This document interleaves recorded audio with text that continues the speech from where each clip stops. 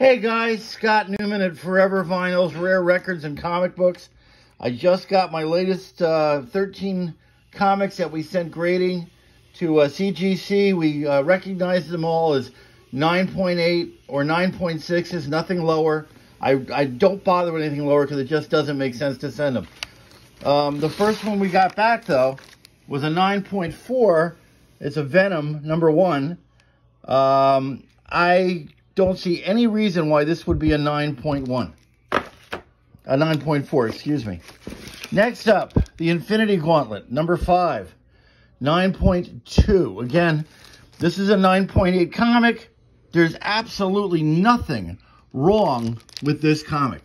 There's not a mark on it. I got these from a private collector that took them from the store and put them in bags immediately. 9.4 Collector's Edition #1 of Cable. Again, not a mark on it. It's super, super, super clean. I'm not sure where they're getting their coating from that it becomes a 9.4 from a 9.8. I mean, it's in perfect condition. Ray, #1. Actually, #0, but it was really #1 because it was the first edition.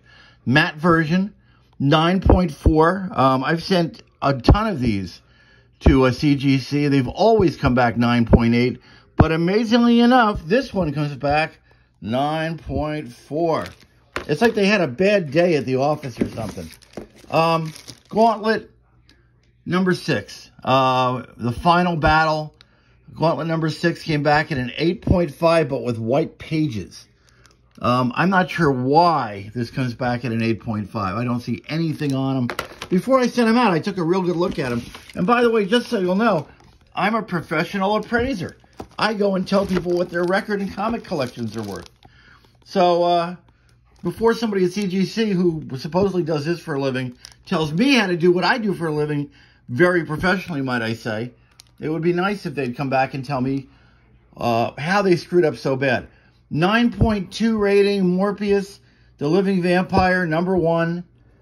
Beautiful, beautiful copy. The Rise of the Midnight Suns copy. This wasn't it wasn't a normal comic, you know, because it doesn't have the barcode there. And I also have 2 more to go. I also have Wonder Woman, The Beginning of Tomorrow. It came back at a 9.4. Came back at a 9.4. This was a direct sales edition. Again, nothing wrong with it. No marks or anything on it. A 9.0 for a Flash comic. Again, this was a number, I think this was a #0, yeah. Beginning of Tomorrow.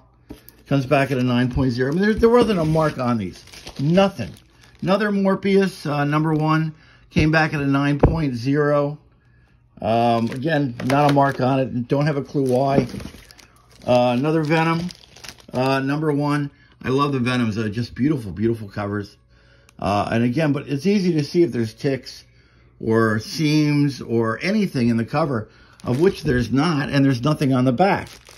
It came back as white pages, 8.5, which ruins the value of it. I mean, it just at 8.5, it has no value. 9.2, The Infinity Gauntlet, Come and Get Me. Beautiful comic, great story. Not a mark on it.